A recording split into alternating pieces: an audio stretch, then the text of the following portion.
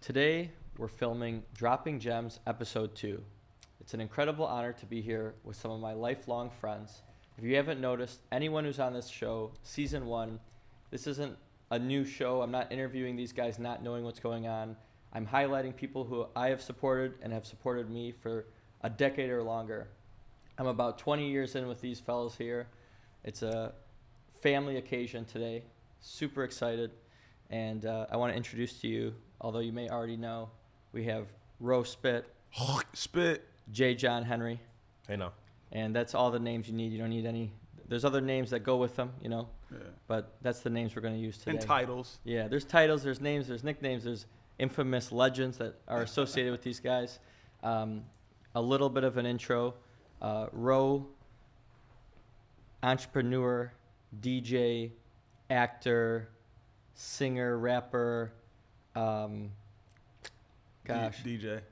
I did DJ. You said DJ? Yeah, DJ. So now you DJ. Designer. He's a DJ. Yeah. Mm-hmm. Leader, boss, and very dear friend and client of mine, J. John. Whew. I need that. Does anyone have a dictionary? Innovator, fashion icon, producer, writer. He's a tastemaker in so many ways. He's also a leader, and I would say that both of these guys sitting here are role models to so many people that I even know. And I think it's a really cool story to tell. So we're going to get into from where it started and where it is now, so that if you don't already know about Burn Rubber, if you don't already know about these fellows here, you will today. But I wanted to dedicate this episode to my late cousin, Jordan Thomas Wachler. He is the reason why we're sitting here today. I have a hat here of his that he gave to me with Burn Rubber on it. Ro, how old is this hat? Man, I'm going to go 2010 maybe? Yeah, probably 2010. 2010-ish? 2010, 2011, yeah. 2010, 2011. Yeah. It's 2024. So it's crazy. I keep this sitting on my piano at home. I see it every day. That's love. I watch your logo every day and think about you guys and think about my cousin. Just to start off, and in honor of my cousin, Ro, why don't you start? Where did you meet Jordan Wachler? So this chubby kid. Big boned, handsome man. Yeah. With a lot of confidence and swagger about him. Walks in the store and was just a lot of people walk in the store, just kind of come in the store and then kind of just go on about their day or whatever, or go on their way. But it was something about him that just stuck around. Something about him that was he just always kind of wanted to be around what was cool or what was in or what was hip. And the other side of that is a lot of people that do that, a lot of times, and you probably could attest to this, don't bring anything to the table, I would say. So some people come in here or come in the store or whatever, and they just kind of absorb everything. They don't really give anything back. You know what I'm saying? Just an energy or just whatever. And Jordan was one of those guys. You know what I'm saying? He left a lasting impression on us. To this day, I have his phone number. I called him Wachler Flocka Flame.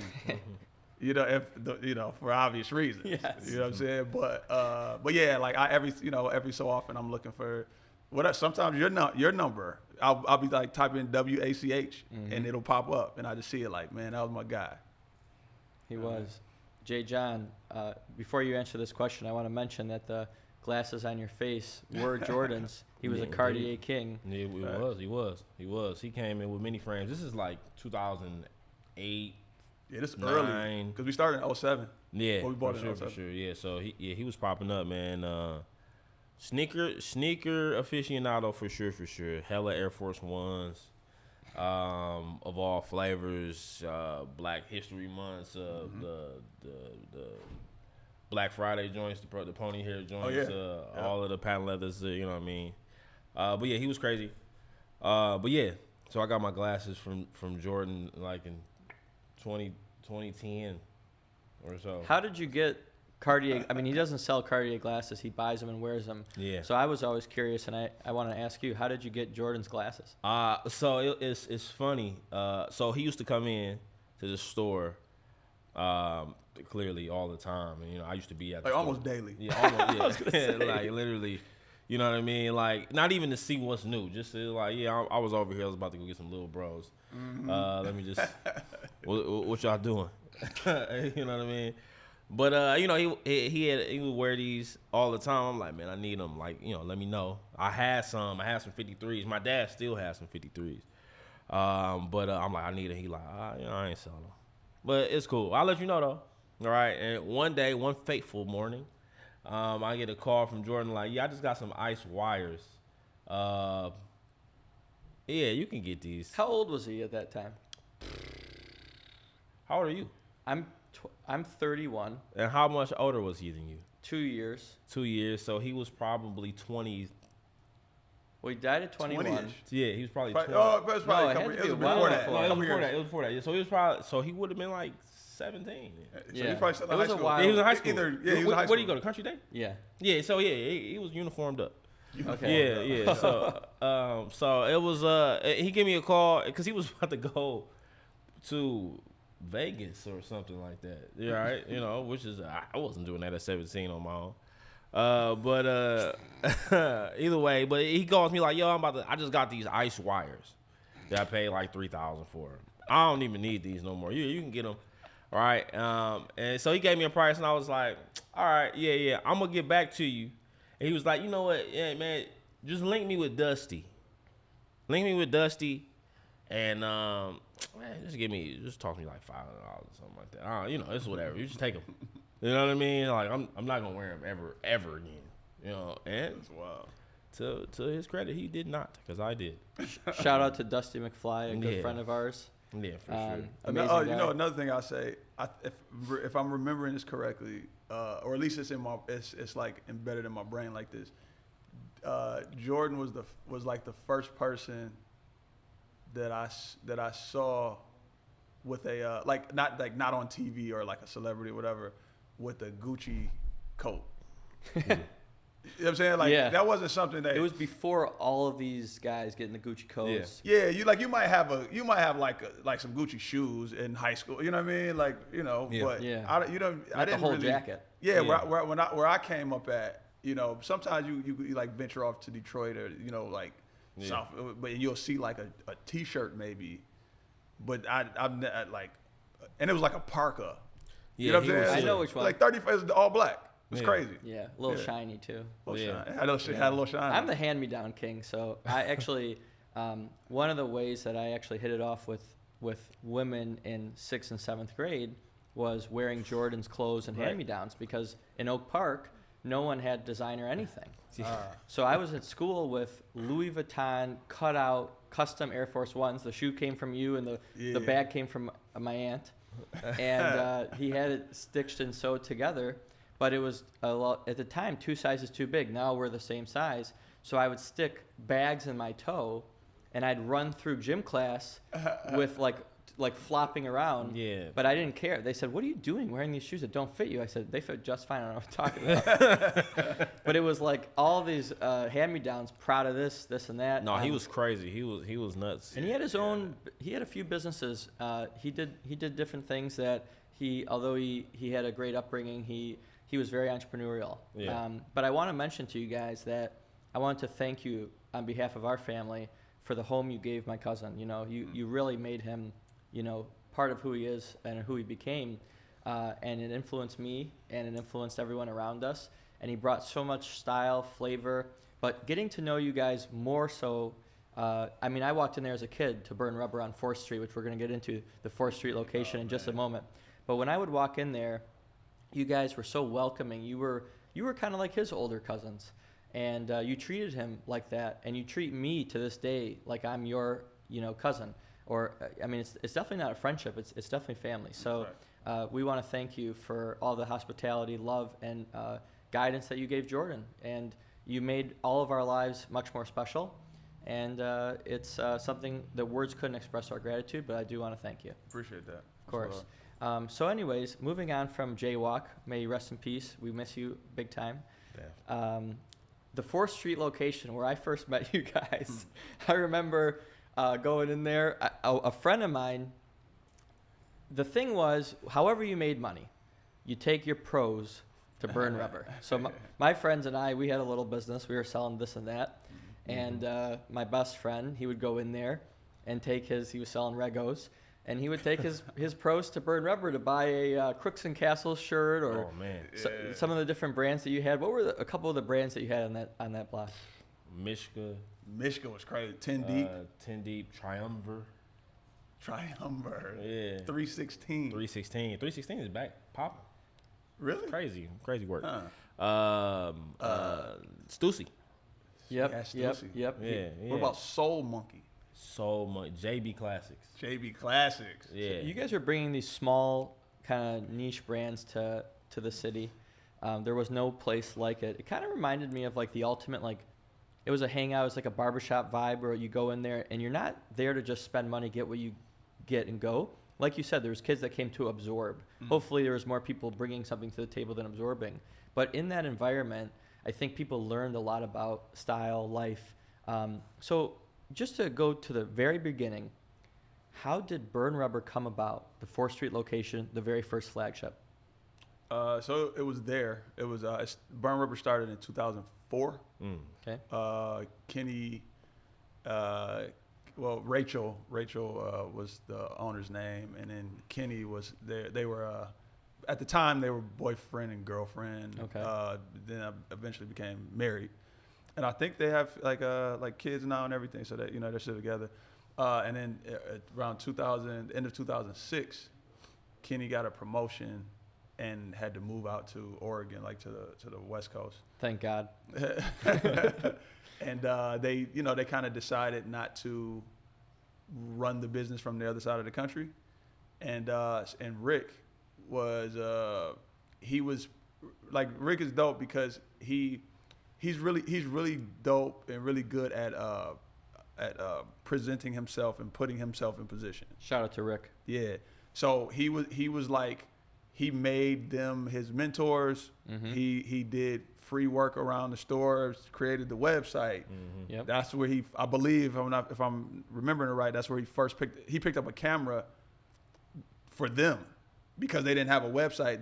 They weren't posting pictures and doing these things. So he's been that way forever because Distinct Life Consulting is right. But is hot right now. the crazy thing is if that aspect of it, If that doesn't happen. yeah, that may not have happened. I'm pretty sure eventually it would have. Yeah. But Right. that was the beginning of it. You know what I'm Wow. saying? And because of that, he was a part of the store. So I don't even know if he was getting paid. He was just kind of in there, and Soaking up game. Yeah. And then they decided to sell, and they didn't blast it to the world. They only told the people that were involved in the store. And then my end of that is that I was writing a business plan, and I was trying to open up my own sneaker boutique. Like that was just a thing I worked at Puffer Reds down in Ypsilanti, and it was just something I always wanted to do. How old were you at this time? I was in college at Eastern Michigan, so It's like 20? 19-ish, yeah. Okay. Yeah. And so I got you're talking about when I was working at Puffer Reds or when I Well, no, when you started to. the store was like 25-ish, 26-ish, Yeah. I think. But you were in your young 20s when you were writing that business plan? Yeah, yep, Okay. yep. And then, so me and Rick would talk because we were in a band together because, he's a professional tap dancer. That's right. And then that's when I was really emceeing, and we had a band, and he would come out and do some percussion, and then but when everybody was setting up, the whole band, like all this was getting set up, me and him would be on the side talking about sneakers and about just culture or whatever was going on, hip hop and all that, and then we just was like, yo, he was cutting hair. He was a barber. Well, he still does. And then, and I wanted to open a store. So we were like, we're going to do a store, and this side is going to be a barbershop. That side is going to be a shoe. Wow. And then, when they come get their haircut in the morning, they just going to come over and get some Jordans, and that's how we're going to break bread. That's incredible. And then when he found out that they were selling, he knew I had a business plan. He knew I had the setup of it. And he came, you know, he's like, yo, all right, well, the barbershop will come later. We'll get into that, but this is the opportunity that's right now. So let's, you know, hopefully we can come together. And then we both, like in our brains, we both had nothing. So it was like, all right, well, at least I can come up with half of something. I'll try my best, and then you try to come up with half of something, and then we made it happen. So that's unique, I think, especially in today's society. To, you know, obviously it was 20 years ago, right? It's crazy. But to think that two young people in their 20s who didn't have a whole lot of capital Had zero capital.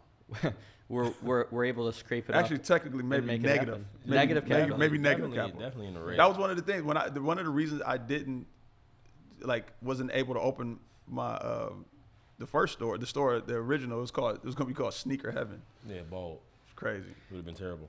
Just because this is a show to help people entrepreneurially, how did you guys come up with capital in that time when you didn't have it? So I went to my family, my mother. Okay. That's like and my mother put together this whole like I don't want to say presentation, but she went to my grandmother because she couldn't. My grandmother on my father's side, and then I had the money. There you go. Family Rick, business. Rick, on the other hand, he has a dope story about like so he didn't really have his father to go to or his mother, so he was like he kind of told me like, yo, Ro, you might have to try to come up with the whole play, and I come through on the when it grows and I'm in position, just always give me that opportunity to get back in if I want to. And he was like, because I can't come up with it, right? So this was Christmas, or either Thanksgiving or Christmas of 2006. And he goes out he's from Milwaukee. He goes out to visit his grandmother in Milwaukee. And this is like literally maybe the day he left, he told me that, man, I can't come up with it. He goes out there, his grandfather's like, what do you got going on? He's like, yeah, man, you know, this, that, and the third. I'm trying to buy this business. And he was like, oh, what's up with it? And he said by the time the dinner was over or that night was over, he had to check for his whole half. Grandparents. Yeah. Man. Yeah. The best. I miss mine dearly. I have one grandma, 95. Shout out to Grandma Bourne. Oh, man, she going. Yeah. But yeah, the grandparents are incredible. And if they don't give you money, they give you wisdom to make money. But most importantly, to be a good person. Definitely. Okay, so we're setting the stage. We have two young guys that go to their family to buy this business. At the time, Burn Rubber was a great store, I'm sure, but it was not the infamous, legendary, you know. It was cool. I was around for the transitional period and definitely for the The next question is, the inception. where did you come into this whole thing? Man, I used to dribble a basketball in here and cuss a lot. In here. Yeah, that was my thing. Yeah, that was my thing. So I used to shop before they owned it, and I actually met them at a sneaker ball. Yeah, there's only 7 people there. You want to name 7 people? It was me. So I brought one person. So it was me and Sean Anderson. So Big Sean. Me and Rick. Rick and Ro. Tico. AZ. Calvin. And Germ.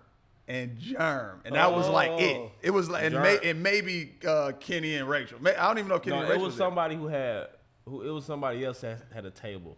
It was like, but the point I'm trying to make was there were 9. It was like 9. In the whole thing? B. Giles was there. Yeah. B. Giles for sure was there. That was it. So that day, this kid. I had on the Frankenstein Air Force One, so baggy it was clothes, great. Walks up to us. Not technically baggy for the time, but baggy. Yeah. Now that we not look baggy back. for now either, because baggy's back. Baggy's back. You feel me? But look, what I'm trying to tell you is, so I walk into the sneaker ball. Sean had on. This is. I can find the evidence for you. We got photos. We believe you. So I have on the Frankenstein Air Force Ones, a terrible Nike hoodie, and some LRG jeans. LRG. Yeah. LR jeans. LRG. All right. Sean got on the tattoo Air Force Ones, LR jeans, and the T-shirt. I think so. When we get in there, we politicking. You know, we like, oh man, what's going on? And then I don't know if Calvin introduces. From what I remember, you walked up to us and just said something. What up? Something like just said Some something. bullshit, because that's what that's how I get in. What's the deal? I'm J. John Henry. I want to say we just took over. We had just took Or over. y'all was just about to. About One of to the or two. something like that. Yeah, because I don't know if that was 06. It would have to be 06 because it's Frankenstein's. So I think it was 06, and then y'all ended up taking over in 07. So yeah, but it was because the right. thing is, just being completely honest, I wasn't. It had to be like early 07 because I wasn't going to stuff like that before I owned the store. Oh, okay. So it had to be so maybe early 07. You know, maybe it was December of 06 when we were about to buy it, or like March of 2007. And it was almost 20 years ago, so we're not going to call Yeah, him. but I'm it was Mentirosa. right? But yeah. it was like that. It was something like that. He tried his best. Yeah, so I was shopping at Burn Rubber with Kenny and Rachel. Sparse, sparingly. I'll pop in. They had some stuff, but they were on their way out. The selection was limited. You know what I mean? But you go in there support. Met them, and then I was going to OCC. I was a terrible student. And so so I told my mom, I'm like, Ma, don't pay for school. I got it, cause I'm gonna waste your money anyway. So don't worry about it. So I leave. So I would go to school, so my mom would think that I was going to college or whatever. Like, you know what I mean? And I would just leave. I go to Royal Oak and then just walk around. You know what I mean? So I'm walking around Royal Oak and I'm like, oh shit, let me go to Burn Rubber. And then it went from biracial to fully black. And so I walk in there, it was like it's gotten blacker. And I'm like, so I can take that restrictor. I can remove that restrictor. I see. That I had, and that's what I did. I would come through. I think I had class maybe 3 days a week that I never went to, and so I would come through like 3 days a week. Man, that was 07 and until infinity. You know what I mean? What's crazy that I just learned today? We are literally the same person, bro. That's why I kind of left school. I didn't walk around Ipsy. I was at Eastern Michigan, but I basically told my mom, like, I don't want to waste your money. Don't, please. Like, I'm out of here. Yeah. This isn't for me. No. I'm not trying to be on the bandwagon here, but I also went to OCC for the same reason. My mom never graduated college. Mm-hmm. She says, my son's going to graduate college, which I have not. Right. But Not yet. I picked OCC. Yeah. I actually toured Oakland University. I toured Central. I toured all these places. And then my family business kind of imploded at the time. So it was one of those things. They said, son, you can get a loan if you want to go to these nice colleges with everybody else. And I said, meh. I said, why don't we just go to OCC a little bit? Yeah. And Just a little bit. And then I would walk over to, Yeah. now this is going to get good. I would walk over to Cacao Tree. Crazy work. Which is next door Right to next Burn door. Rubber. Yeah. That's crazy. Literally like Yeah. sharing a wall. Yeah. Yes. And then Yeah. I would get my, I'm into my stuff. I had some health issues at the time, so I'd go to 4th Street In-Season Cafe, but always on 4th Street. Yeah, for And sure. and where would I go in? RIP I'd In-Season. pop into Burn Rubber, and I felt very comfortable because that was like Jordan's home. Yeah. That's real. It was family in there, and I'd see Devin, AZ, Definitely. I'd see Shout out you, AZ. Jay John, I'd see Ro, I'd see Rick, and it was unbelievable. And I'd tell the people at Cacao Tree, like, you don't understand. These guys over here, Yeah. I said, this is my family. They're like looking at me like, are you confused? Yeah. You guys don't look alike. Right. But, Right. but we were family, so all of us had that same part. So 4th Street, Burn Rubber, went from 2000 when you guys took over, about 07, and all the way up to 2014. 14.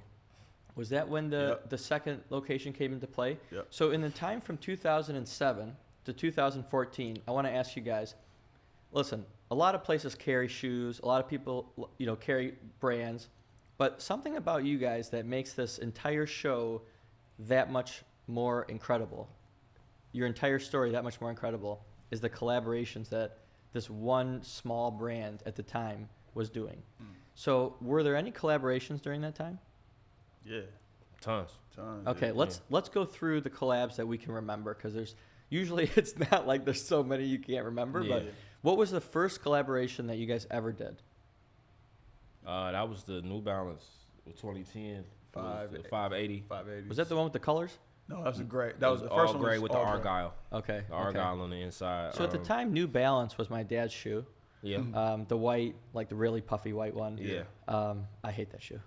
But you guys changed, in my opinion, New Balance for everybody in the city. It's arguable that it changed the landscape of the world. I didn't want to say that because I wanted you to say that, but I would say you changed New Balance. What was the nowadays? I don't think small boutiques can get collabs like that. So how did you guys get that collab? A lot of that is relationship and just building. But not, that's going back a nod to Rick. He had the foresight to kind of know that was a thing. You know what I mean? That you could do that. Yeah. It's almost unthinkable that one location, small business, could get a global brand to make their own shoe with you. I mean, to me, this is incredible. Yeah. What's going to be incredible is as we take you guys through the journey, our viewers, where this ends up is fucking insane. Yeah. I mean, your story is kind of, you guys are arguably one of the most impressive small businesses of all time. And I say that because small businesses stay small. They do grow, but they don't collab and connect with billion-dollar brands. And they don't get distribution throughout the world, right? So that doesn't happen. It happened for you guys. Small mindset, you mean? Right. Yeah. Because you knew it was possible and because you tried it, it kept expanding. So let's go back. First shoe is the New Balance. What's the second shoe? Second and third is New Balance. Second and third, like the first. Do you know the names? 4 or 5. Because we're going to show 580. So you got the 580. You got the first 580 didn't even have a name, right? Nah, it was a burn rubber. It's the burn rubber New Balance. That's the gray. So then the second and third is the blue collar and the white collar. Okay, we're showing them right here. Right, blue collar and white collar 580. Then we have fourth. There was another New Balance. Was it Joe Louis or Miggy, or did we go to Reebok? Oh, man, I can't. See, he can't even remember. So, all right, I'm gonna start just naming some. You got it. Come on, let's go. So we did the Pump Omni, right? So the Cadillac Omni. joint. Yep. So No. What was that brand? Vehicle. That was Reebok. Vehicle. Oh, I'm sorry. Car. The luxury. Luxury. Vehicle. Inspired, but it's inspired by. That's what you have. You to can say say is inspired by. Had a pumper? Had a yeah, pump. for sure. Had a Yeah. pump. Yeah. It That's felt- my favorite. The point, the design behind it, or the concept behind it was like when you get into a luxury vehicle, leather seats, perforated this, and Great shoe. That's what it was like when you put when you get into a Cadillac, right, Yeah. and how it feels, Right. when you put your foot into the shoe. That was the was the Lux. idea behind And it. that was with Reebok. That was with Reebok. So I just got to ask you, and then I'll let you continue. How did you get a shoe with Reebok? At the time, was Reebok a billion-dollar brand? I'm pretty sure. Yeah, it was. Pretty Yeah, sure. it's still one of the major. It was one of the major brands, and So how does By that time, the first shoe was 250 pair, yeah, Okay. which is crazy. At that time, that was 3 million pair Right. to us. could have been Right. business ending, a gazillion, business right? ending amount. And so but it did really well. And then the next two was like 500 a piece. you had I to pay believe. for these? For sure. Yeah. Oh, yeah. so I that's mean on consignment though. Yeah, yeah. I mean not consignment, on Wholesale. Wholesale. Wholesale. Like we're selling the shoes, so we have to buy Yeah. them. And we have a net at the time was net 90 to pay it back. So you got a 330s, 3 Yeah. months. 330s. 3 months You to got pay it 330s. back. You gotta pay that. From the day it shipped. 30, 60, 90 or net 90? Net 90. Net 90. Okay. Just straight net 90. And then what was I saying? So we did 250 of those. How 500. did you get with Reebok? So by that time, we those had sold out, right? So by the time we got to the Reebok thing, they had saw it. So the brand, the reps and everything had saw it, and the people in position, and then they reached out to us Now at the time, to be part of it. Was it was called Certified. Yeah. So that was What year is they this? reached out to boutiques. Like 2010ish, 2011. 20. No, this would have been 2011, 12. Okay. the Yeah, first year of 2011. Instagram. Wow. Yeah, Because we were on MySpace. Yeah. Yeah. It was Facebook. numbers So on Instagram MySpace. wasn't where they Facebook. saw it. They saw it on blogs. Like, were you Blog. guys So always this is featured? blog era. Yeah. So this is always featured on like Hype Beast and High Snob. Variety and Nice Kicks. You got Big Sean and Wiz Khalifa and all of these cats that's Wale. That's around and wearing stuff. Who pulled up when we shut the store down? Was it Wale. Jesse McCartney. Oh yeah, Jesse McCartney. Yeah, Jesse Jesse McCartney. McCartney. Yeah, it was like Yeah, Jesse McCartney. Chris Brown. Chris Brown. CB was in the store. Yeah, for Yeah. sure. For Did sure. he do any dance? He did. No, This was his pockets danced. His pockets was dancing. Did the money dance. This was down Chris Brown.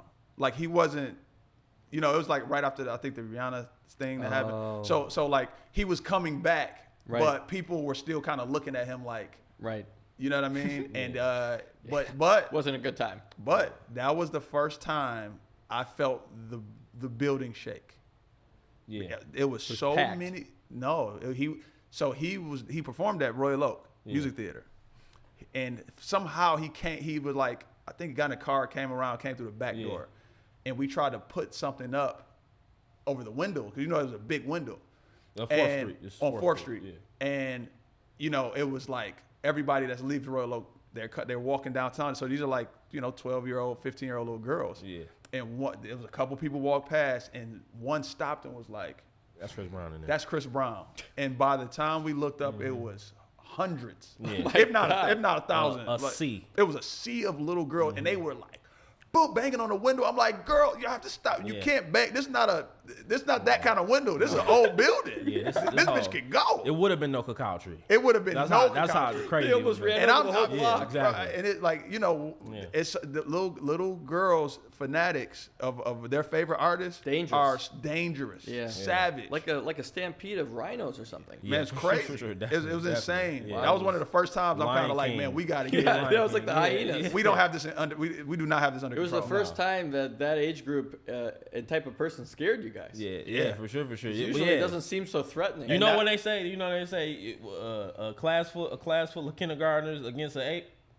I'm taking the I'm kindergarten. taking the kindergarten. I am terrified of children. Yeah. Terrified. And you have a couple of your own. Yeah, but they're older now.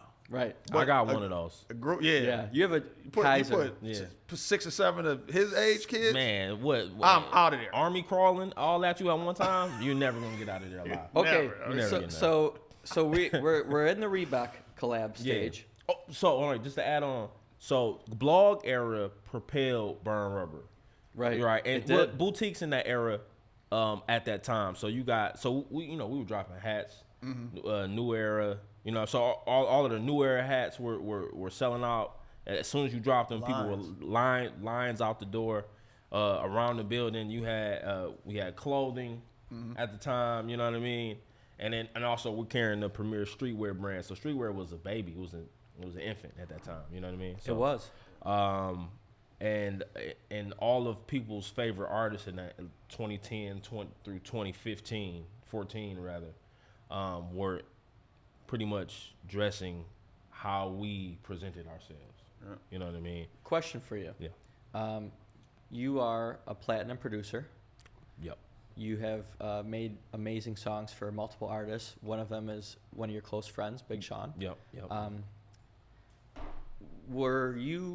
Was he coming and shopping with you guys just because you're a family, and then he would bring those clothes out into the public eye, and so were you also literally influencing the culture?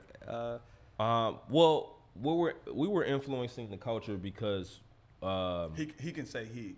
and I don't say me. He I don't won't. say He I won't never say will. he, but I'll say he. But we were influencing the culture because what was presented, what was made was fresh. Right. You know what I mean?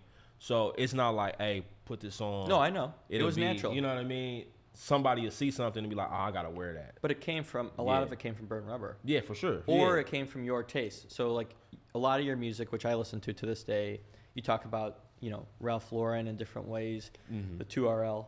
Double RL, yeah. That's your URL. Mm-hmm. Never in Mex. I was never in Mex. And that's on record. I would say Jay John's my favorite artist, but he doesn't really try, but he's effortlessly one of the best. Which makes it even better. And That that's much like the better. coolest thing. He's like the hipster platinum hit maker. Yeah, yeah. He He wouldn't say hipster, but He's not gonna. Yeah. he's not a real hipster, but it's like it's the hipster style where it's like he's not trying. Right. But if you guys look up his music, I think it would shock you. And you've already heard a lot of it. You just didn't know he was on it. He puts things together, and so he's a killer producer. But I'm just curious if maybe it goes from Burn Rubber to Big Sean to the public eye, and then you guys are directly pumping. Yeah, it's a cycle. It's like And to many others, cycle. right? You start, to many others, to many other doors, to many other screens. Who are some of the artists that would shop at Burn Rubber when they would come to town? Wale, Currency for sure. Oh, yeah. a young no I was gonna say Kendrick, but a young Schoolboy Q pulled up. Definitely. We had a show with Kendrick. Q. And the crazy thing, the only reason Kendrick didn't come is because he had to fly out the next day and shoot the freshman cover cipher or something like that. So we performed in the basement of St. Andrews, 30 people. Oh, See for Kendrick sure. Lamar. The next day sure. he was out of there. Yeah, he went crazy. Yeah. Pusha T ever? Pusha T pulled. Push pulled up. Fabulous. Yeah. Oh. Yeah. Both. Yeah. You ever get Kanye? Freeway. Beanie Siegel. We had a smack battle. For sure. One of the Smack DVD? One of the legendary Big T and Sue Surf Sue Surf was crazy. Kids don't know what that is, Smack. No, they don't know. Smack They don't know. DVD. They don't know. That's where it was. Yeah. But it's insane. Yeah. It's insane. Chris Brown. We said Jesse McCartney. It's been a lot. It's been a lot over the years, and then it's almost too many to name. We don't really take the pictures. Yeah. You know what I mean? It's more again. We want people to feel comfortable. Right. I'm the same way with my store. Yeah, it's like if you come in and you support us, just come back and support us. Like you don't really. Yeah. If you blast it, you blast it. So they were obviously there for a reason. YK Osiris. Definitely, he was hilarious. He's funny. He was hilarious. Marshawn Lynch. Indomitian. Indomitian Sue. Stafford used to pull up. Yeah, man. Stafford, Stafford also used to pull up. A lot of athletes for sure. Tons. I know that for sure. But yeah, so we got to Reebok. Yep. So we're back to the collabs. Right. We're at Reebok. We are Reebok. So once we started with Reebok, I think we did 3 Reeboks and then we went back to New Balance, right? So Something it's like the Pump Omni, the Babalo. The Babalo. No, Babalo was later. That was a lot. It was. I thought it was Pump Omni Babalo, and then I thought Babalo came Pink. in 2015. No, so that Stink Pink was the last but one. you forgot the Ivos. So Ivos. Oh, the Ivor. So we did Allen Iverson? Yeah, Yeah, we did. So we did the Apollo's Young Iversons. That was at 202. Yeah, that's true. Yeah. Is that the second location? No, it's it's the first. We still had the first okay. location. Still at the first. So all of these were at the first location. First location, we probably did 8. Something like that. Yeah, so because it was the Instapump Fury, the Night Storm, The Night Storm. Filthy word. the Omni, the Pump Omni, and Nasty the Ivo. Yeah. So once it started, it was a ball that kept rolling. Oh, okay, my bad. Oh Yes. no! Also, because we also did the classic. We also did the classic CL Leather. Yeah. Yeah. Damn, man. Yeah. So it was maybe 9 or 10, maybe 9 or 10 in them shits. Were other small businesses or anyone in Michigan that you knew of doing anything like this? Nah. What about like nationally, if a small mom and pop of the same size?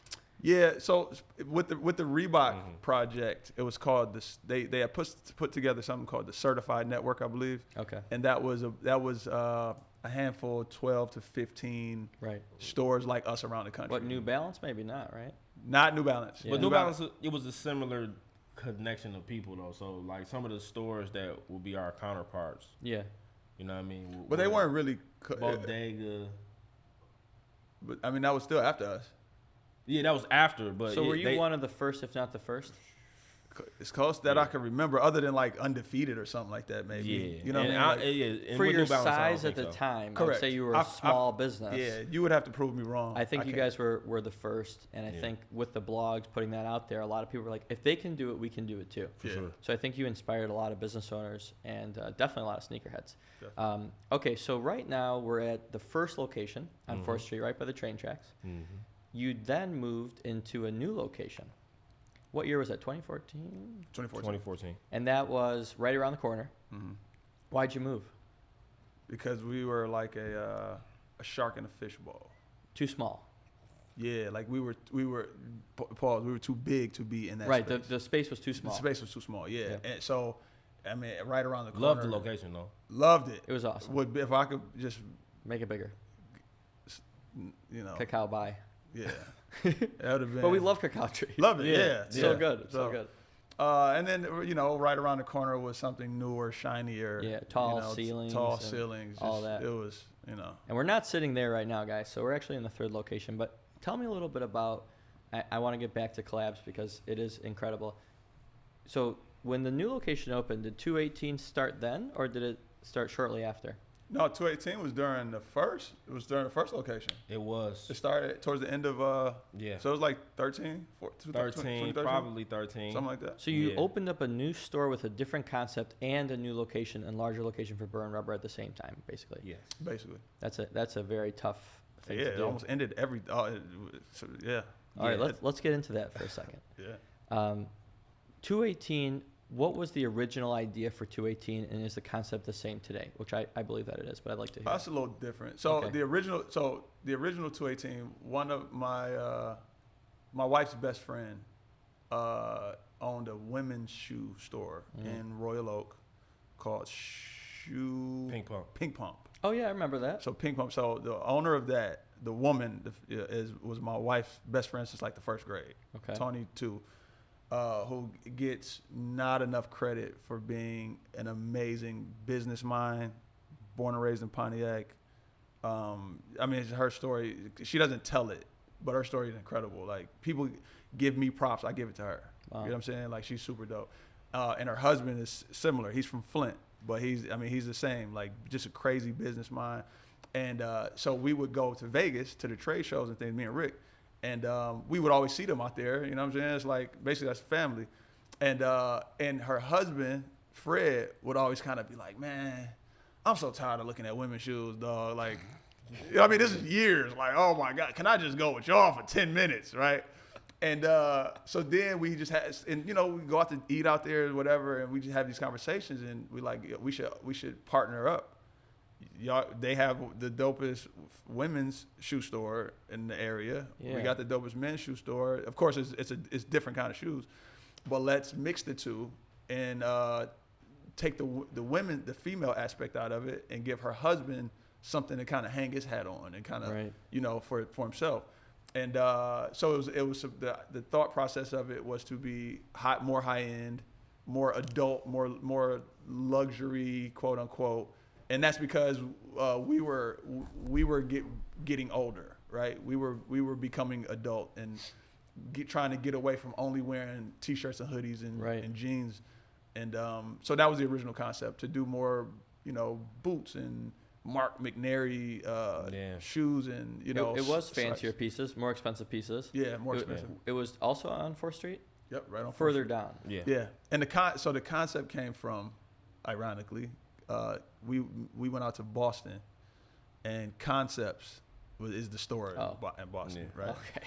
So we went out there and we kicking it with Frank the Butcher, and we're walking around, and he bends a corner and he's at another store that they own, that the company owns, and I'm like, why not just put everything around there? And he was it's like, yeah, man. So he owns this store, he owns this thing, and I'm like, so we like, yo, let's do that kind of something, not steal their idea, but let's kind of do that at home. This is what we're trying to do. So it's like, so you if you like, say you come down there with your father, right? And you are trying to go to Burn Rubber at that age, but your father's kind of like, y'all don't have those New Balance that I want, those white clunky New Balance. And we say, okay, well, y'all can just walk up the street, and that's something more for you, Pops. I love that. You know what I'm saying? That was the idea, and it didn't work. It was ahead of its time, I believe. I think, now you kind of fast forward. It's a little different now than what the original plans of it was. Sure. But something like that's when luxury brands, Dior and all that wasn't a thing. Now people They had shunned streetwear, so now luxury brands are pretty much the new streetwear. They're new streetwear, like they're the foremost leaders in streetwear, which is kind of crazy to think about. But back then, 2013, 2014, the people, us, yeah, we might be a little bit ahead of the curve, but the people that were behind us, you know what I mean, they now they feel like, oh, maybe I aged out of the t-shirts and jean thing. I need something a little bit more refined. Back then, they were clinging on to the T-shirts and jeans thing, and they didn't want to grow up. You know what I mean? At that time, it was just it was dope pieces. You know, pieces I still have. Some pieces I still have to this day. But yeah, it's just it was so ahead of its time that the landscape of where we are changed too. You know what I mean? You had it was a lot more focused traffic. And now, you know, in just a couple years, all of that changed. And I think those points you just made are incredible, and I think a lot of people are going to resonate with the fact that you were ahead of your time. All these major, you know, multi-billion-dollar brands are basically, I mean, you showed a lot of people what to do. Whether or not they actually saw it, you were there first. You were doing it first. Side note, 218 is now doing amazing. It's fully in business in Eastern Market, right?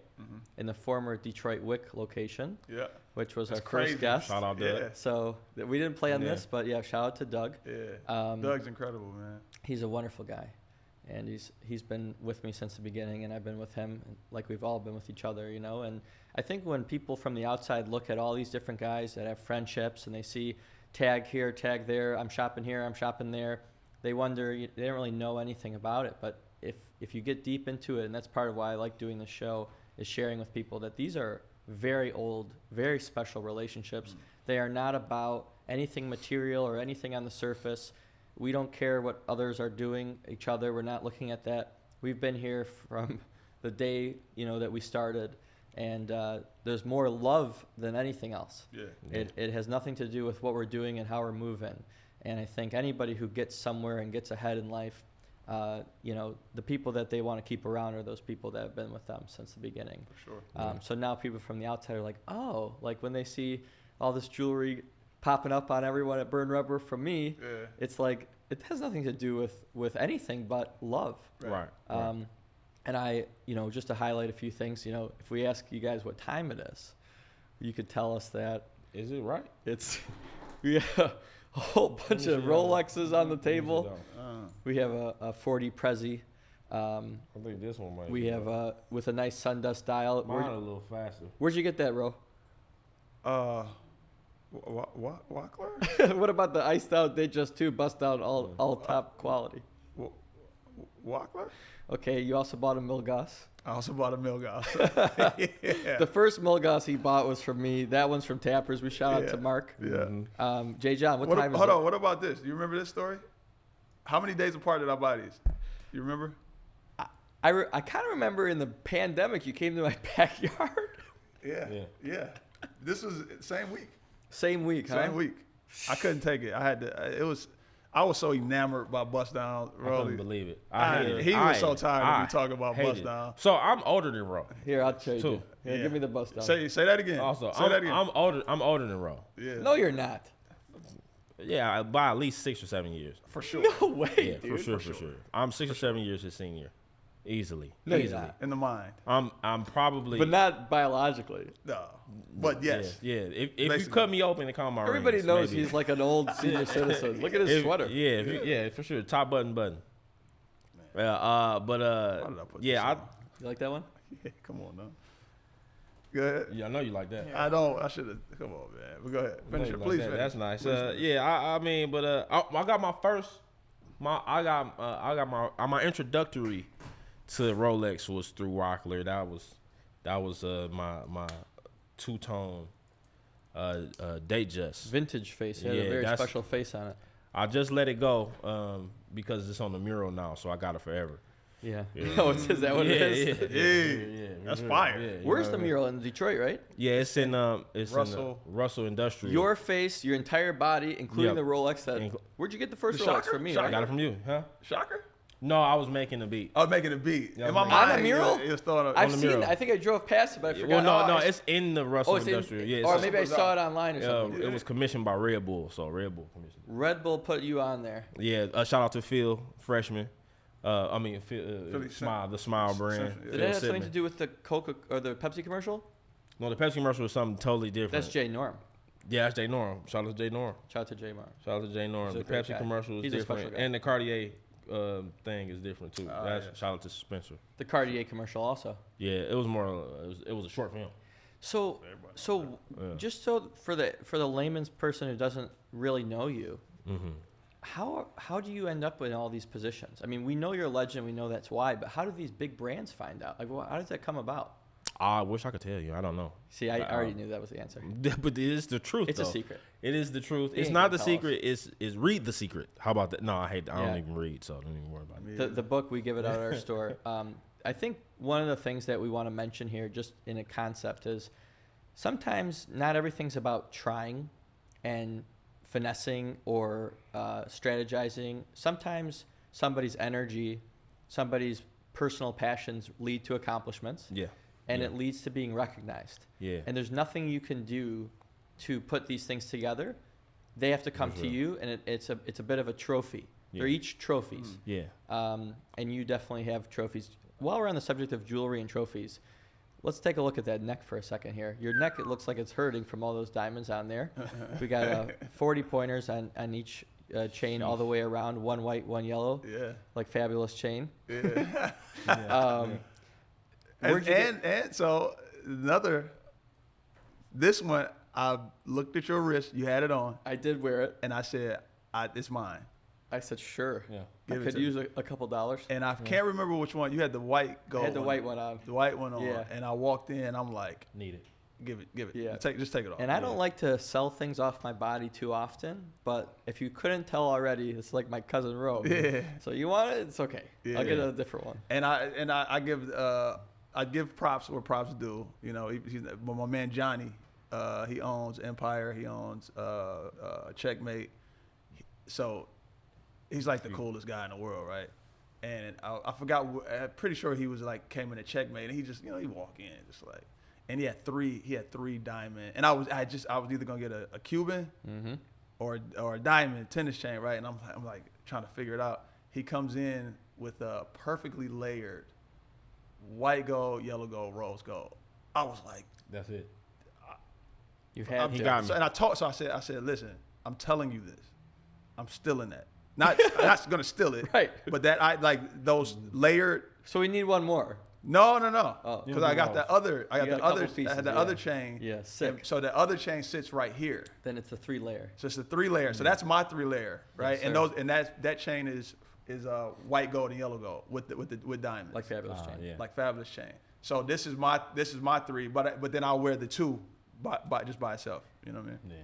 I'm more of an old soul, so. Yeah, Yeah. Jay John's I don't really got do chains. his hands full of gold. I like gold. I like Vintage. vintage. I Yeah. like vintage. Besides the Cartier. You got shit, Cartier on there. I mean, it's vintage inspired. Okay, Vintage so inspired. I want to get back to. but These I got from you. I appreciate you And so this. much. And this. I do want to say that I appreciate you guys' support so My much. dad bought this. Shout out to also Abu, Shout out, Alex, yeah. 6 a.m. Yeah. Dom. Yeah. I mean, I don't want to forget anybody that shops with me, but Soon to be Trill. Trill is trying to get in there. the whole Bird Rubber hard. team comes in, and if you ask them about us, if you want a good reference, I would ask the Bird Rubber squad about us, 218 squad, because we will treat you with the same love and respect. But there's a special relationship there, and it humbles me that everybody comes in all the time, and I do mean all the time. Alex and Abu, you gotta go other places too. You can't. You're at the store Yeah. more than the chair. Yeah. Man, you know it's so funny when people meet, you know, whether they come into town or they just kind of start paying attention and realize they're like, man, how much are you paying those guys? That's what I It's like ask every single day of my life. everybody that works for you has a Rolex, and I'm like, man, Well, this is Detroit. You It's- can't. yeah. You don't It's a ever hustle. discount. No one just has one thing. Yeah. Don't ever discount Detroit, man. Detroit is very resourceful, and it's very flashy. So if your resources don't lead to a flash, then your camera's off. Yeah, I think we all probably have something on the back end we gotta go take care of today. Yeah, for sure. We don't just. I got 2 or 3 things I'm working on. So Yeah, that's why I gotta make sure this clock is right.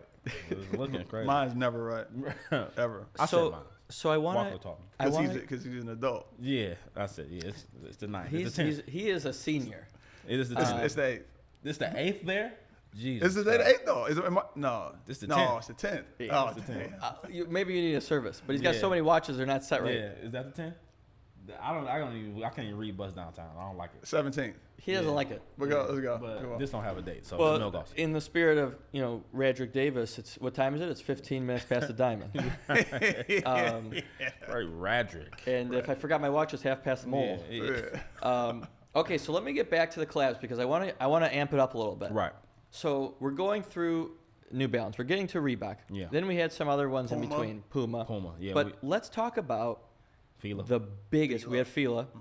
Let's talk about the biggest thing that ever happened to the city of Detroit in the shoe world. I'm talking about this was bigger than any wedding or bar mitzvah.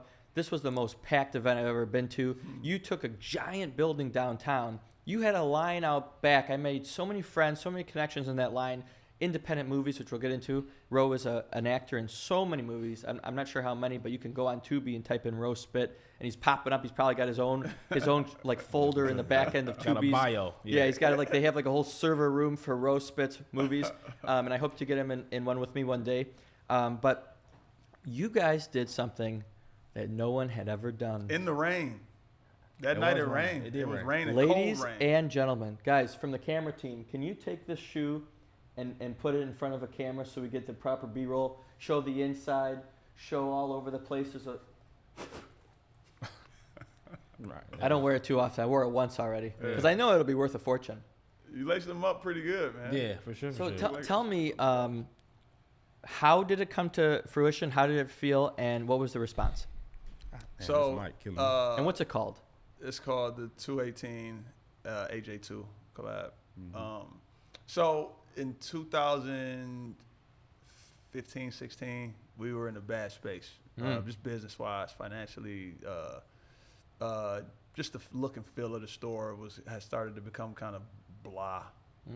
And I just got a new Jordan rep, and I was in LA because I'm just like shooting moves. I'm trying to build, and I kind of lost track of like just how the store looks and all this stuff. So usually when a rep is called, when they come to town, they don't just drop in. They'll call and say, "I'll be there Tuesday." I'm in LA, and my rep is like, "I'll be there whatever day," and usually I'll call them and be like, "Listen, get the spick and span out, like clean this store to the corners." Jordan's coming. Yeah, Jordan rep is coming, right? And at this point, I had never met him like in person because he was the old Jordan rep had moved on or fired or whatever. He's coming in, and I forgot to call them. So when he got there, he's looking around, and whatever his experience was not the greatest, right? So he called me, and so I'm excited, like, hey man, because everybody else, it's crazy because Adidas had just left. Remember the Daniel Arsham shoe that was in the like closed, you couldn't open it and show people. So we had like a piece of a printout of it that was like taped to the counter, and it was real weird. It was like real weird. So he called me, and I'm kind of excited to know what he thinks, and he was like, "Yo, the store looks terrible. Like it's like I can't even believe that you're doing business out of there." And I'm like, "It's that bad, bro?" I'm like, Adidas just left, and they talked about how great the store looked, right? And he's like, "Nah, man." And then he had like a list, and he just told me everything, and I was floored, right? But I was humble enough to kind of take that information, process it, and change it. And he said, I don't even need my boss. He didn't need his boss to close us down as an account, a Jordan account. He said he can do it himself. Oh, right? He said you have 6 months to change it around. Right? He's like, I think he said, so like I went to some other store. I want to say it was Revive or something like that, right? Looks amazing. I said, bro, that's a $20 million build out. Like, whatever. Yeah, I don't even know the exact number, but I'm like, I don't got that kind of money. He was like, no, the things that you need to change have nothing to do with money. really? You got enough money to paint the wall. Paint the wall was back white. He said it was a footprint on the wall. And he said, I bet it didn't happen the day I got there. I bet it's been there for 6 months, a year. Right. And I The was like, details. yeah, you're right, man. Yeah. Right? So in 6 months, I did a complete rehaul of that store, the second store. And he came back and he was like, good job, man. Oof. Yeah, I was like, I'm sweating. he's like, good job. Other people would have taken that and called me an a-hole and been like, yo, Right. F you. And I'm doing what I'm doing. And he said, you were humble enough to change it. Not saying like, who am I, right? Right. And then, so the whole point of that is that I got a call in May, I believe, of 2021, and it was my rep, same guy. And he was like, yo, you sitting down? I was like, yeah, lying. I was standing up. And he was like, you got your own SMU. I said, I hung up on him. Right, SMU is a special makeup. So that's, we get to design a shoe, right? So I'm like, I hung up on him. And this is when I'm starting the business of 218. So 218 is a year from being open. Why did you hang up? Because I didn't Lying to believe. me. Why You're you lying. stop messing with me, man? This is my life. Yeah, Like, why? it's during the pandemic too. No, You hung yeah. up on him right away? You have an SMU. Click. Yeah, He that's called back like like a minute later. Like, why you hang up on me? I'm like, cuz, man, stop fucking with me, man.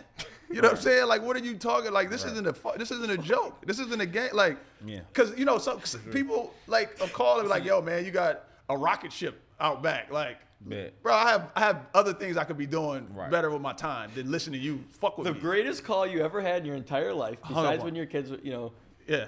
No, maybe more. Possibly more. Sorry, guys. Yeah, sorry. But no, so I hung up on him and he called back like, nah, man. He said, why you hang up on him? I'm like, man, because stop playing, man. This is real life for me. And he was like, no. He said, from going to what he felt was one of the worst stores in his territory or group that he, and other stores that he's been to around the country in 2015 to coming back around in 2021 to being back to one of the top stores in the country. Wow. He was like, you deserve it. And they have been, I got another nugget right here that I found out. So with that, we were up, it was a couple different stores, a couple different people that were like, you got to pick, right? Come to find out, I found out that for the Jordan, that first, because we were the first of the International Flight Club program that they're doing. They're doing a new shoe every year. So we were like the inaugural, or the start. It was between me. It was between 218 and Fat Joe's store, Up. Oh, and Up. And what they decided was, because they knew that it was going to continue with Nike as well, moving forward. Right. That they would give us the Jordan 2, because it made more sense for Fat Joe to have the Air Force One, which he did the next year. Ooh. Yeah. It's crazy. Yep. So basically, it was like, yo, y'all, it was your picture and Fat Joe's picture on the wall, and we kind of chose you, but knowing that we're going to get Fat Joe Fat Joe with the Air Force One. Terror It's Squad, Air Force like One. what Yeah. the Terror Squad. Yeah. What else are you gonna do? It made way more sense. And you have a connection to Fat Joe and Terror Squad too. Yeah. You're good friends, right? Yep. Slow. So another example of, you didn't finagle, attempt to have the most amazing collaboration that any small business that's growing, obviously is not super small, but still small. 2 locations is not, there's chains of 20 stores, 50 stores, 100 stores. You have 2 locations, but it was you who was chosen to have this Jordan 2. And it was all based on work you were doing that you didn't even realize was going to pay off. Yeah, man. I'm big on law of attraction. Yeah, me too. Right? And so if obviously if you could think it, and sometimes you don't even know. Sometimes it starts where you think it, you speak it, you do the work, and what you believe in, the universe, God, the higher power is going to bring it to you, right? Yeah. Then there's some time where that can be specific, Right. Like I manifested this at a point, like, literally, Yeah. right.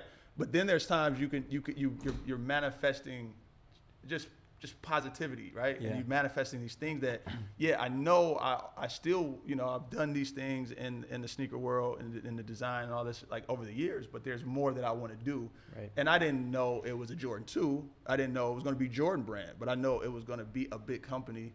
And then at that point you do the work, you just do it. How many were there? How many were there? What? Shoes, units. We did 5,000, like a little over 5,000, like 5,300 or More something than like 300 or 250 from the first one, right? Oh man, Yeah. drastically. And you have to buy all those, right? that. yeah, for sure. Yeah. And Did they then- all sell? Yeah, we pretty did well. much. Yeah. And you also had the party that you also mentioned. So Yeah. The party was incredible. yeah, Yeah. it was a whole thing. So A lot of friends were made at that party. A lot of connections. Yeah, a lot of old, like people that I hadn't seen in years, man. It was Definitely. special. it was a reunion special. for sure. Yeah, For sure. that building's incredible, and you know, Christos. Shout out. As somebody who has been in Burn Rubber since the beginning, I mean, I've been there since I was a kid. Jordan brought me in. You've been there since you were a kid, right? Yeah. You've been there since you were a young man. Seeing Burn Rubber get a Jordan for myself and others brought literally tears to almost all of our eyes. I think Right. my favorite part of it was like the Facebook tags that and the Instagram shout outs that Roe and the team was getting. Like, people were saying, blood couldn't make us closer. Yeah. I'm Oh, so yeah. proud of you. Yeah. I mean, the city felt like you could have been handed $1 billion and everyone knew it, like Powerball, and it wouldn't have been the same Nah. response. It was a special feel in the city. I want to say Jay early on when we got that call. It's Yeah. like, all right, now we got to get to work. Like, Yeah. what is this? Because you got a blank slate, right? Yeah. And I So believe he sat with it for a while before he kind of told Alex and I, and was like, "Yo, man, all right, this shit is actually real." yeah, because I still in my Right. mind didn't believe it. Like, what yo, I'm It's saying? so big. Yeah, so this shit is actually real, and we gotta come up with something, and we gotta call him like tomorrow. Yeah. Like tomorrow morning, and we gotta come up with something tomorrow morning. Who was involved with designing it? So it was Rick. I mean, no, it was Rio, and Alex and myself. Yeah. Right. So You designed that Jordan. I had a hand in it. And this is at the Congratulations. point of like Congratulations. this is at the point of like you put a white piece of paper on the wall Yeah. and then you have a dark idea and you throw it and it might stick. Right. You throw it and it might fall You had down. the map of the city on the inside. What part of the city was in the inside of that? So it was The like overlooked. it was basically from Flint to downtown. Was Pontiac on that map? Yeah. Of course it was, because you're a Yaktown guy. Yeah. Yeah. But he was one of the first people that said, because we was like, we're gonna do this, we're gonna do that, and he was like, man, it's the city shoe. So that's Right. why it was in there. Yeah, well, not Not that per not se, that but- particular, but just the thought process, whether it end up having Yeah. a map on it or not. The thought process of like, this is mine, this is yours, Yeah. this is this, but they like the people outside of this door and outside of this phone call have to take ownership. They have to feel like, no, this is mine. Yeah, for sure. This is mine. And that's how I was received as well. So that shout out to the city for that. But it was if you look at the party or the release party for it, I think what was the capacity for the joint? Maybe 200 people. Let's say 200. Let's say 200 people, right? Joke. And Ro gave us gave our small team. Let's say it's 15 people between two stores.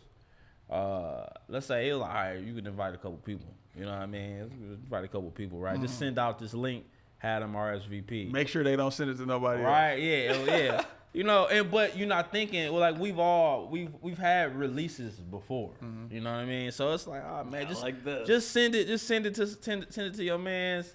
Everybody can send it to 5, 10 people. Because We'll be all right. everybody's not gonna come. That's Right. my thought. No, what you no, thought. you might get 100, 150 people. We'll be all right. And Everything it's will be sweet. raining. That was- We didn't know it was gonna rain, but hey, it's raining. That's even I mean, worse. even crazier. 750, 1,000, Man, it was crazy. It was going 1,500 nuts. people in and out to a two. Again, just the downstairs. Nobody was upstairs, so it was just Yeah, and the party was technically upstairs. yeah. Technically. Everywhere. It So was just everywhere. just the downstairs alone, and people flying in because you get Jordan Brand came in. Our network of people from out of town. They flew in and it was a little bit. Yeah, it ended up being like, started from here, right? Like this is Detroit shoe, and then it started to become what? No, this is Midwest. This is like a Midwest shoe, For right? sure. Because you guys think of the stores from corporate in Cincinnati Yeah. to leaders in Chicago to Yeah. success to to like our network of friends and family, right? That they're just as proud, right? Because it's like one, quote unquote, one of us got the deal, got the record deal, right? Huge. One of us. So that means, and the dopest thing, and shout out to all of these guys, man. Joe had won this. Yeah. Like Deontay, Soul Classics. Like these are people I talk to on the daily. It's like, they say when they talk about like more religion, but when they say like don't hate on me when God blesses me. Right. Because what that means is God is in the room. God is here. Right. Yeah. And if you right here, you coming up next. You know what I'm saying? Like it's close. Yeah. Like so don't like people get caught up. Oh, I didn't get to. Yeah. And the dopest thing about all my people and all of those guys is they like, nah, man. Okay, it's go time. It's go time. Like so, everybody was excited, and it just became infectious, man. And it's still going because it's the same thing with Matt. Matt, the next year, that was 2022. Last year. Last 23. I'm sorry, because ours came out 22. So last year, 2023. Corporate in Cincinnati got their own airship, right? Which is that shoe in the corner. Not that specific one, but they designed. Yeah. It was the next level, the next year of our international flight club, and it was the same thing. I went down in your there. Circle of friends. I went down there. Corey came down there from Leaders, and then I left there and went to the Terror Squad release because that was Friday. Terror Squad release. I went to New York Saturday just to support. Yeah. Giving out love. You give it because it comes naturally and you feel it, and it's like anything like that's natural, but you're gonna get it back. Facts. And you gave it out for years to the whole city. You got it back. Now you're giving it out more. The love's coming back again. Let's talk about it for a second. Are you able to discuss the next major collab that's in the works? Yeah. You want So hold on. We had a Jordan designed, sold, launched, and released in Michigan, but it's a nationally it was released. It was released international Jordan. So all these Jordans that you guys have been seeing, the most popular shoe arguably in the whole world, the most talked about shoe in the whole world, the one that everyone hustles for. Unfortunately, very sadly, people get killed for their Jordans all over the world. This is something that people die for sometimes. May they rest in peace. Terrible. Yeah. But it's that coveted. You were able to make your own from your grandparents' support originally. Crazy. From the city's constant support. Jay John's been here since day one. Yeah. Platinum records come and go for him. He's still here. Yeah. He loves it. He's danced on stage in a scuba suit and performed his songs. Once or twice. We're going to show that clip. Yeah, once or twice. But he's still here. I always joke, like I tell people, like it's the only place you can see me. I don't really go outside. That's true. Unless it's a Cartier event. Some people would ask for his autograph. Barely. I mean, he's that kind of guy, and you guys can come see him anytime at Burn Rubber, which is incredible. I always think that's 3 days a week. You got to figure out the days. You got to catch him. It is going. The days are going down. They dwindling. Figure out. He's a new father to a beautiful baby Kaiser that I had the honor to get to know, and will always be there for. Young So say. And so this is incredible, and me being somebody who has this hat, every single day I see this hat. I remember my cousin. I remember his pride. He's probably bought 100 shoes from you, and at least probably that month. Yeah, we have a lot of shoes from him. But this next part, I'm an emotional guy when I talk about my cousin, but also when I see your success because it's my whole childhood. I'm 31 years old. I remember when I was 15 coming into Burn Rubber. Yeah. To make your jewelry and to sell you these watches it's an honor, and it's something that's incredibly special to me. And I know that Jordan has blessed me. Half of my Instagram is what took off for us, and Jordan was the one to put on there. It's the first person I followed. It's crazy, man. All the things that I do and places I go, I'm welcomed with open arms because of Jordan. He's been gone for quite some time. And my entire life is blessed because of Jordan. So I talk about him a lot and I support him a lot. But the tears that were coming to my eyes were actually for him, but also both of us, Jwach and I, are incredibly proud to. I don't know if you've spoken on camera or on microphone about this yet, but this is big. We have another major collab, huge Huge. Yeah. Huge. What's the next collab coming for Burn Rubber in 218? So the next collab is an Adidas forum. Should be, as of right now, it's looking like November of this year. Okay. You know, a lot of times that gets, it's like an album. Yeah. It's like the album dropping in the fourth quarter. That's right. It might get pushed back a bit. You know what I'm saying? Right, but it's coming. And then we have another project. I'm not gonna say that it's with Adidas, but I'm not gonna say the shoe because we might be changing the actual shoe. Okay. The concept of it will be the same for 313 Day next year. Wow. Yep. So those are the two that are like locked in, pretty much locked And in. those are huge. Those are Yeah, loaded. it's Adidas. Yeah. It's Adidas. Yeah. So two of the biggest brands in the entire world, the two largest brands you're going to have your own shoe with. Right. Yeah. Congratulations. Thank you. I'm so proud of you guys. It's beyond. And I think anybody who has dreams of opening a small business or who's in a small business grinding it out, you got to watch this episode. You have to come visit Burn Rubber. If you can't visit, you can buy pretty much everything online, right? Yeah. Yeah. Burn Rubber And, 218. You know, the energy at this place and the lessons that you'll learn from getting to know these guys, it's worth it to be their customer just to kind of get to know them because there's a lot of sauce. They'll give you some advice here and there. Not too much now, you're going to get a bill. But you can bounce some stuff off of them when you're shopping, you know. No, and that's one thing. It's dope you say that, man, because one of the things that has always been like the essence of coming here is that like it's less. People used to say it's like a barbershop, like coming into a barbershop, but we always would say it's like going over to your cousin's house. Yeah. Right. And the thing is, even when they don't know it, your older cousin gonna give you some game. For sure. Right. So Jay John is the older cousin. No, he's like Unc. He's big Unc. He is. You know what I'm saying? So to people older than him. I know it. You feel me? I do. So people come in here just to soak up game. You know what I'm saying? Which is awesome. It's like, and coming from where we're from, you know, a lot of times that's literally our pops, homeboys, right? Yeah. But sometimes we don't have. Where pops. are you guys from? Just so we have it. I'm from Pearson. Okay. 1-800-7 Deuce. Yeah. You know, Okay. the whole nine. But Okay. yeah, so I'm from the inner city of Detroit. Yeah. For those who don't know, what side is that? Yeah, it's West Side. Okay. Please believe. We the same person. I'm not. I'm from Pontiac. Okay. FDW. You know what that stand for? From the West.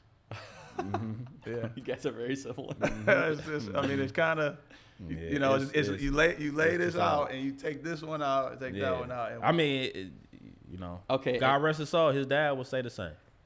it's the craziest story. You don't have time for that story. No. This is one of the funniest stories ever in the history of life. Okay. Do you have time? We have to. Okay. So you want to start? You want to start it off, or you want? You started off. I fill in the blank. Because it's for sure blank. Yeah. So I am. My father was a drug addict. You know what I'm saying? We didn't have the greatest relationship growing up. You know, he was kind of in and out of jail, things like that. But as he got older, he was. Not like he wasn't an addict towards the end. He was just sick because of how his life was, right? But we became cooler, right? And it's like, and he was super proud of me, right? But he wasn't the type of person that would we didn't have those conversations like, I love you, Dad, and I'm proud of you, son. It wasn't like that. It was just like, yo, what's happening, brother? Yeah. He was a smooth cat, right? Super smooth. So he at this point in time, he was super duper proud. Like he couldn't believe some of the things I was doing in music and all this stuff, right? So he had a homeboy that he used to roll with, right? And his homeboy that was his man. So he was bragging to his homeboy all the time, like, yeah, my son owns store down in Royal Oak, right? Just all this stuff, right? So I'm about to go on tour with Slum Village, I believe it was, right? Overseas tour, right? European tour.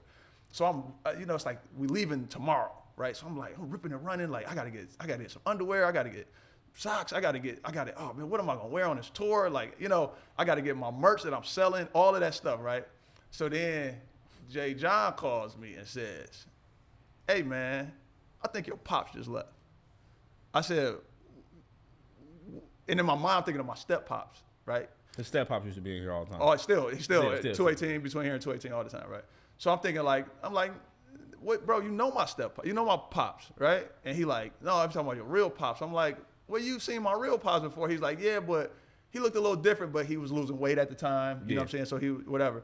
And he was like, I was like, nah, man. I'm like, Jay, get off my phone, right? So he like, nah, man, I'm telling you, your pops came in with a friend, and he thought I was you, right? So I'm like, okay, and what you do? He said, I played along with it. I acted like I was you. I did. He was so. Nah, this is where I enjoy. This This is where I interject. So again, I suffer from one of the worst cases of secondhand embarrassment. So to prevent that, I just don't engage in secondhand embarrassment. I don't get embarrassed. I don't want you to be embarrassed. I want you to be embarrassed. We just won't be embarrassed here. What we gonna do is we gonna act this out. Okay. So you saying you didn't want my father to be embarrassed in front of his friend? Right. So That's he who you're came in looking with out his friend. for. He was like, "What's happening, brother?" Right. So That's how I'm- he used to greet me. But that's how What's I happening, talk, brother? too. I'm also that age. I'm also his father's age. Yeah. So I say the same. What's up, brother? What's going on? Nothing. You know what I mean? So he talking to me as if we have a rapport. We don't. But I talk to everybody like that, so it doesn't really matter to me. So he's like, oh, what's going on? What you been up to? Nothing. Chilling. You know what I'm saying? Here. These are not lies. So I have them here. Right? You know, it's cool and just making sure this straight. I'm like, yeah, man, I know. I talked to your auntie today. My auntie. What she was talking about? It was like, you know, she just wanted. I told her I was real proud of you. I'm like, man, I appreciate that. I really do. You know what I mean? I really do from the bottom of my heart. He was like, yeah, man. So then he turns and he starts talking to his homeboy. Yeah, that's my son right there, man. Listen to this. That's my son, man. You know, and I'm like, okay, all right. So I'm like, okay. And then he comes in and we some more talking. He was like, yeah, man. So I was with your auntie, blah blah blah. What's your auntie name? Donna. I was with Auntie Donna. I was like, man, what Auntie Donna been up to? Now you know she get her and such and such doing this, and I'm like, oh okay. I'm like, man, tell her, you know. Tell her I love her. You know, I ain't talk to her. Yeah. You know, we don't talk a lot. Yeah, we don't talk that much. Did he ask you something about your brother? Yeah. What's your brother? What your brother's up to? I was like, yeah, I talked to, and you know what I'm saying? I talked to, yeah. CJ. And right. I talked to. I was like, oh yeah, I just saw him. I just saw Cliff the other day. Right, cause you know he was like, yeah, man, you know, I was like, well, I had just seen him. I'm not lying, I'm just not raw, right? And so he was like, yeah. So all of this we leading up, you know, everything is we going off without a hitch. I didn't evaded most of what could go wrong, right. His friend is elated, like, man, your son do got a story. Right, he is a good guy. You know what I mean? This isn't Royal Oak. You're not a liar. Right. He pulls out an iPad or a tablet. Right. He was like, so he on this. He's been on this tablet for a while. So he's kind of walking towards me like it's the last hoorah to getting ready to go. So he got this tablet in his hand. He about to show me something, and he like, man, come on, take this picture. Let's take this picture. Right. So I'm like, that's crazy. Okay. Right.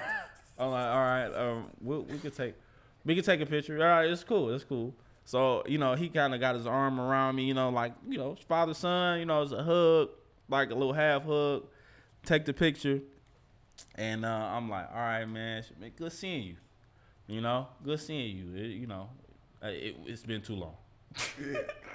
And I hate you, dude. yeah, that's Nick. That's Nick. Shout out to Norman Story Loan. So he leaves. Hold on. So I didn't know he took a picture with his arm around you. Right. But then he took another picture of. He's like, he had to tell you to like stand right there and took a picture of him. Yeah. Okay. Yeah. So he takes the picture, right? He takes the picture, and then so I'm looking awkward in the picture, of course, as you can, could probably surmise. So I'm looking awkward, like, what did I just get myself into? What I signed up for? That's when he called me. So then he leaves, and then I call Ro. I thought you was out of town already, but you maybe I was leaving. Right. I'm like you know when you go to like Europe, you leave at 9 p.m. So I might have been leaving that night. Right. Yeah. You know what I'm saying? This was like 1, 2 o'clock. So I'll tell Spit this whole the whole interaction. I'm like, man, I think your dad just walked in. All right, that's cool, but he thought I was you. Get off my phone. Wait a minute. I just acted like I was you. Well, I acted like I was me, but we the same person. Jay John, leave me alone. I'm about to get on the Okay, flight to all right. Europe. Check this out then. Ask him for a tablet. Do we got a tablet? Yeah, he walk around with a Ask tablet all him the time. to see the tablet next time you see him. All right, for sure. Hang up. Right. Okay. No, your turn. Hang up. Boom. Right. That whatever year that was, I can't remember. It did not cross my mind for 2 years or something. Whatever the time limit was, right? Easter Sunday of whatever year that was, I forgot exact year, right? I get a phone call. It was crazy. The night before, I say, I'm gonna call my pops tomorrow. Get up, get my kids ready for church. I call him when we get out of church. Get out of church, go to my wife's grandmother's house, sit down to eat. I'll call him after I finish eating. My phone rings. It's one of my best friends, Tay. I knew what it was. Man, get over to your auntie house. Something's going on with your pops, right? I'm like, damn, man, he gone, right? So I get over there, see everybody, dap everybody. Yeah, what happened, man? He just woke up on the couch. Well, didn't wake up on the couch, blah, blah, blah, this, that, and the third. I'm like, damn, man, it's crazy. So somebody was like, my younger brother was asking for his jewelry. Like he had little chains, little rings and shit. Mm-hmm. So they go on and getting the rings and chains. I think my younger brother, Cliff, I believe, asked for he had a pistol. I got another crazy story about the pistol too. So they was looking for the pistol, and I'm like, I don't know. Did he have a tablet? Yeah, man, he used to carry that tablet all the time. The tablet right there. I said, man, let me see that tablet. Go through the tablet. It's a picture of this motherfucker right here, Jay John, with a bucket hat, those glasses, a bucket hat like this. Shout out Jordan. Listen, and everything. I was laughing so hard. I didn't realize. Bro, I didn't even think about it for the 2 years because he was lying. Like, why are you playing? And then something just told me in that. Let me see that. Let me see that tablet. I may have been at the funeral. It's crazy. But yes. Like printed out on a. Yeah, just like on the slideshow. That's what I was thinking. For real, yeah, for real. It's not on this phone. I think I put it on I have a hard drive. You gotta send that to me so I can put that. I believe I used to have it on my phone. I would love to put that in this. I believe I'm praying that I put it on. I have a hard drive with everything that I've ever had. You know what I'm saying? I need that for this. So, but it's so funny, man. It's so funny. I see it in my mind. Yeah. It's like, yep. It was a great bucket hat with like some dots on it or something like that. Stussy there. This is insane. It's hilarious, man. For those who don't know Jay John, Jay John is one of the most important figures in Detroit history. Ro, you are as well. You have a different style than Jay John. Jay John's style is more. I don't really think. Do you have a word? You probably don't have a word for it. Water.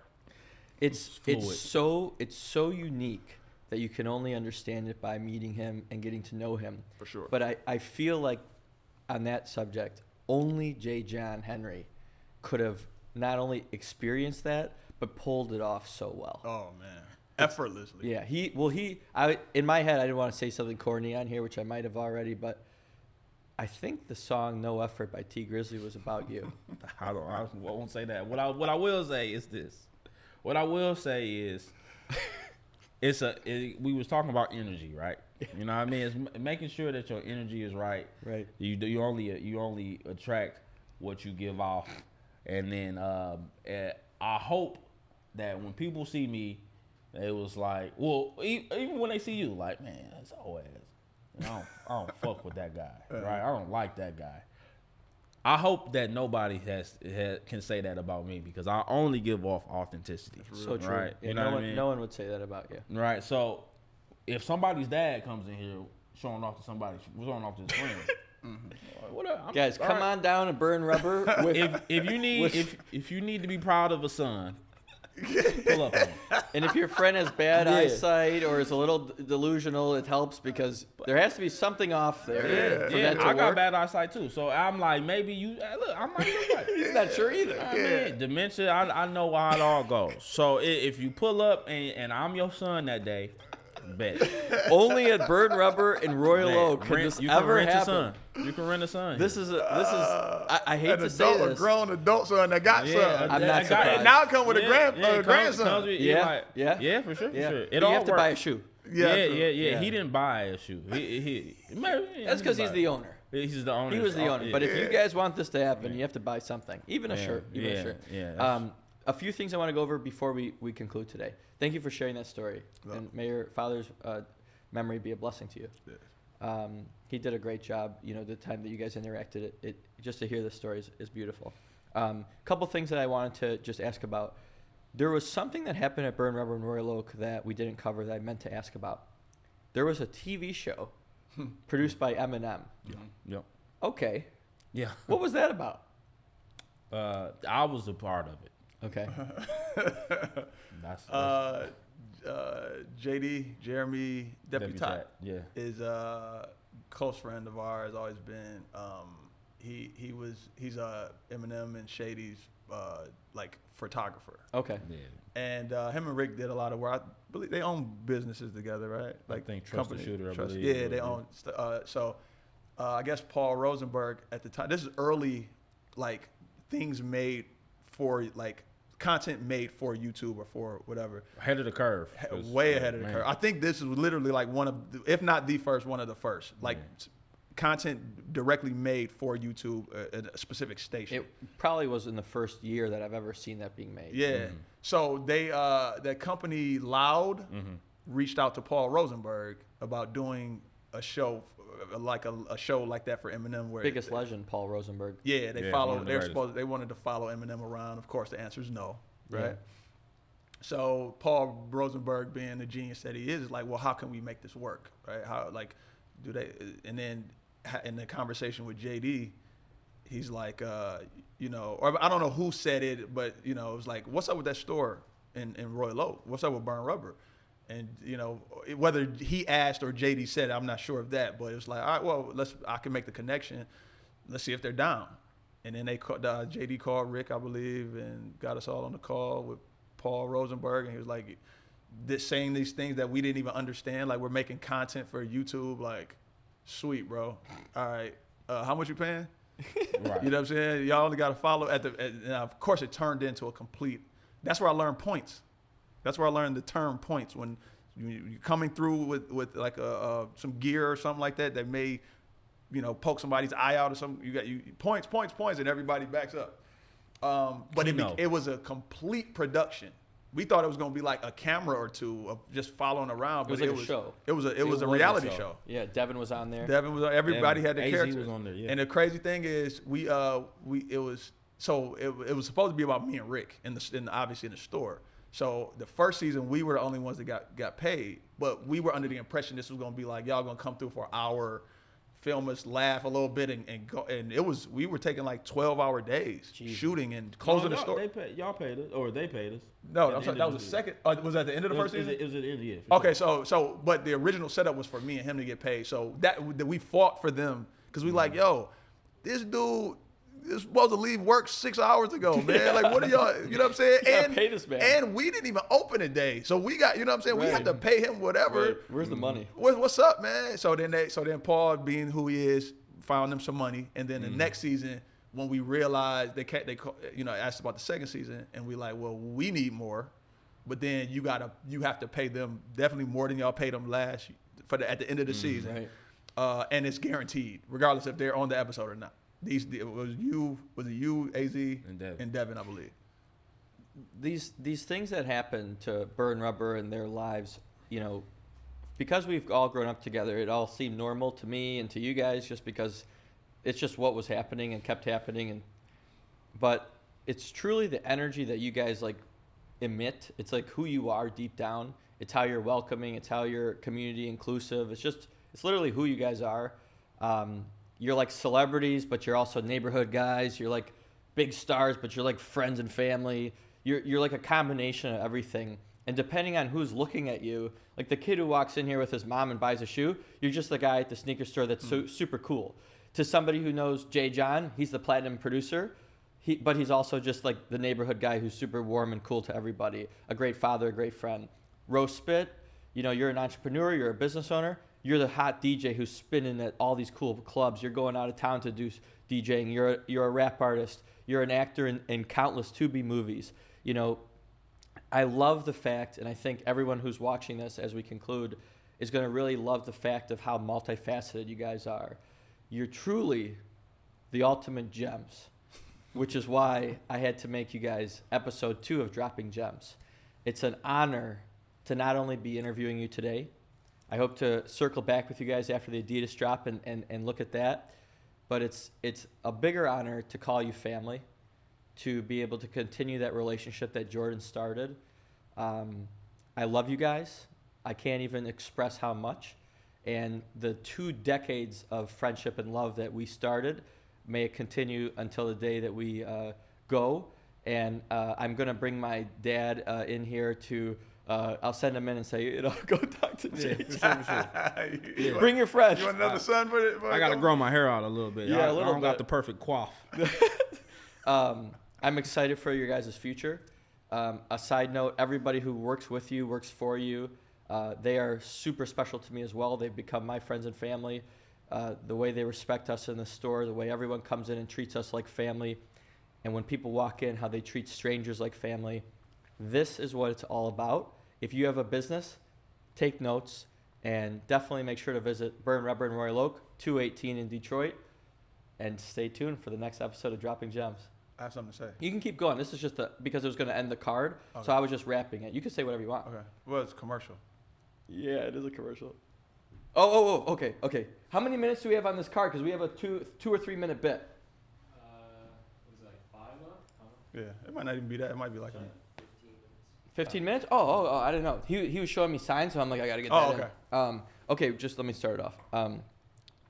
Guys, one of the things about Burn Rubber that is, you've heard a lot of stories today. To me, one of the most special things is, even though a crispy white pair of Air Force Ones is undoubtedly one of the best additions to an outfit, For sure. next guy could have a 2,000 pair of, designer sneakers on, but if you pop that fresh pair of white Air Force Ones out of the box, you see the,